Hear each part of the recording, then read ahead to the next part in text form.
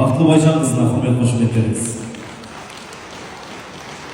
Келесі спикеріміз Маңғыстауымыздың мейманы, қазір енді әлеуметтік желіде көпшілік жандарға есімі белгілі, жүзі белгілі Мұхит Амантаев.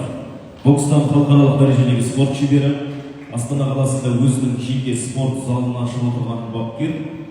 Мәке, Маңғыстауға қош келдіңіз.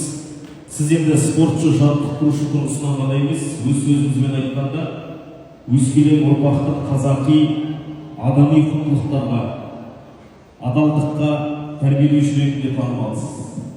Дәл осы құндылықтарды қалыптастыруда, баланы салауатты өмір салтына бейімдеудегі әкенің рөлі туралы пікіріңізді тыңдасақ.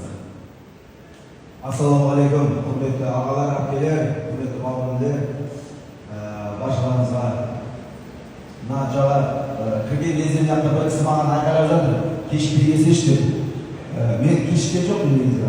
Келетін жаңағы көлігіміз кешіккен соң күтіп қалдым. Кешірім сұраймын, аяп өтпеңіздер, әрдайым уақытпен жүруге тырысамыз. Енді мұнда әңгіме әке жайлы, отбасы жайлы болып жатқаннан кейін қысқа нұсқада өзім әкем жайлы айтқым келеді. Осынау бүкіл қазіргі уақытта осылай отырғанымыз, жүргеніміз